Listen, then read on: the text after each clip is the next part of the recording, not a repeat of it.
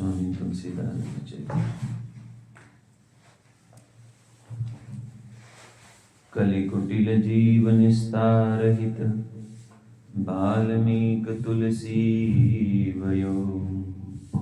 त्रेता काव्य निबंध कियो, शतकोटि रामायण। एक अक्षर उद्धरे ब्रह्म, इत्यादि परायण।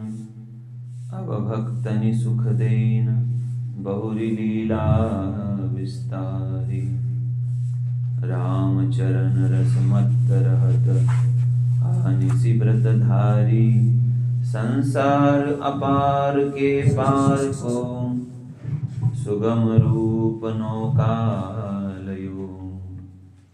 कलि कुटिल जीव निस्तार हित, वाल्मीक तुलसी भयो। कराल कलिकाल के कपटी प्राणियों का उद्धार करने के लिए आदि कवि महर्षि वाल्मीकि ने गोस्वामी तुलसीदास जी के रूप में अवतार लिया। आदि कवि ने त्रेता युग में श्री रामायण नामक प्रबंध महाकाव्य लिखा, जिसकी संख्या 100 करोड़ श्लोक हैं। इसके एक एक अक्षर के उच्चारण मात्र से ब्रह्म हत्या आदि महापाप परायण प्राणी भी मुक्त हो जाते हैं। अब इस कलयुग में भी उन्हीं श्री वाल्मीकि जी ने भगवत भक्तों को सुख प्रदान करने के लिए पुनः शरीर धारण कर भगवान श्री राम की लीलाओं का विशेष विस्तार किया। श्री रामचरित्र मानस आदि अनेक ग्रंथों की रचना की।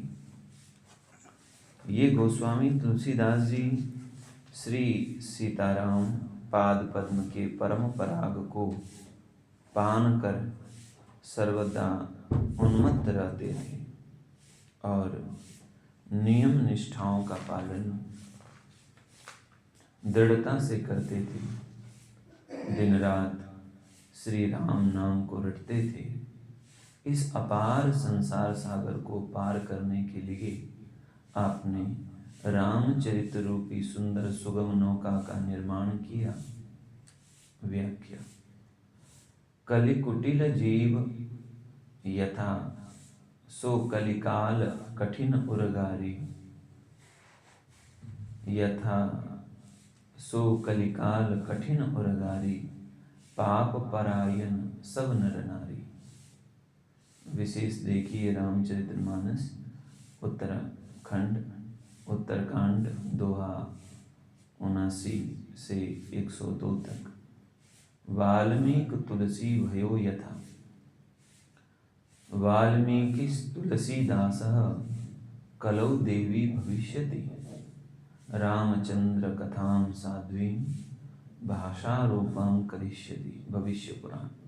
हे देवी, कलयुग में श्री वाल्मीकि जी ही तुलसीदास होंगे और वे भाषा में श्री रामचरित्र वर्णन करेंगे।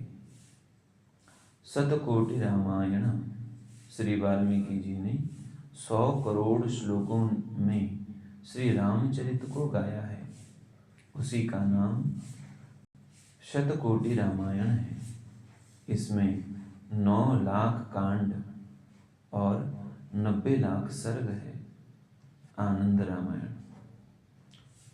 एक अक्षर उद्धरे यथा, चरितम रघुनाथस्य शतकोटि प्रविस्तरम। एकैकमक्षरम पुंसां महापातकनाशनम।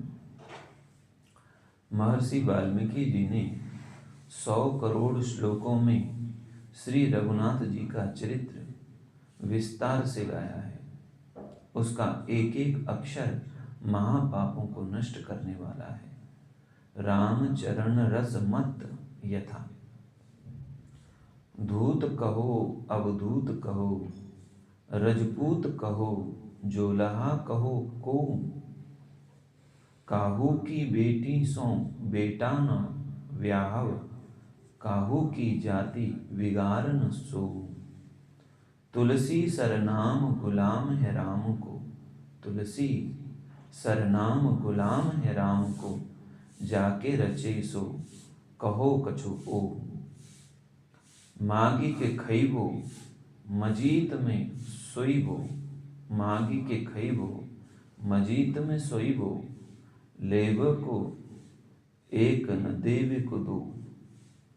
मागी के खइबो मजीत में सोइबो, लेवे को एक न देवे को दो।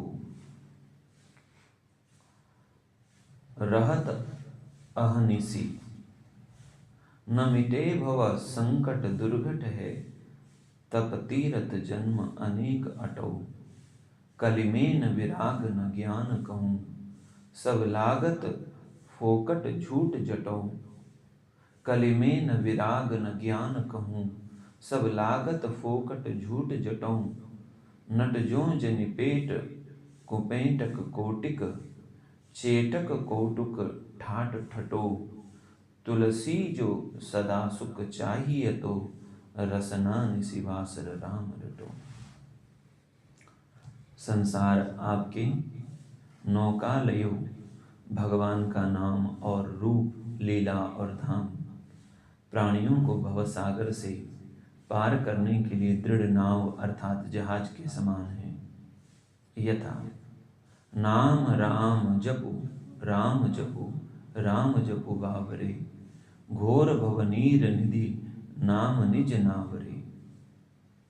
रूप यत पाद प्लवमेकमेव हि भवाम भूदे स्थितिर्षावताम। मानस मंगलाचरण बालकांड। भव जलधिपोत चरणारविंद, जानकी रमन आनंद कंद विनय पत्रिका।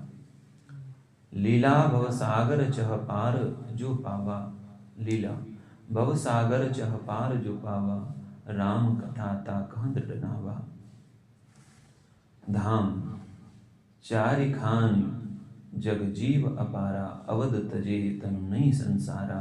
पुनः बंदों तुलसी के चरण जिन, कीनो जग काज, कलि सुदृढ़ बूढ़त लख्यो, प्रगट्यो सप्त जहाज। अवतार हेतु श्रीमद् राघवेंद्र आनंद कंद कौशल चंद्र मर्यादा पुरुषोत्तम भगवान श्री रामचंद्र जी के चारु चरित्र चित्रण के चतुर शिल्पी श्रीमद् गोस्वामी तुलसीदास जी ब्रह्मर्षि वाल्मीकि के अवतार हैं। लोक सृष्टा, जगत पितामह, वेद प्रकाशक श्री ब्रह्मा जी के आदेश एवं आशीर्वाद से अनुप्राणित होकर श्री वाल्मीकि जी ने 100 करोड़ श्लोकों में भगवान श्री राम जी का यश गाया, जिसे शतकोटि रामायण कहते हैं तथा जो त्रैलोक्य में समादृत हुआ। उन्हीं दिनों बुद्धिमतां वरिष्ठम ज्ञानिनाम अग्रगण्यम रघुपति प्रिय भक्तम श्री हनुमान जी ने भी नाटक शैली से श्री राम जी का सुयश वर्णन किया, जो हनुमान नाटक के नाम से विख्यात हुआ। श्री हनुमान जी ने अपनी रचना अपने वज्र तुल्य नखों से सुंदर शिलाओं पर उट्टंकित की थी।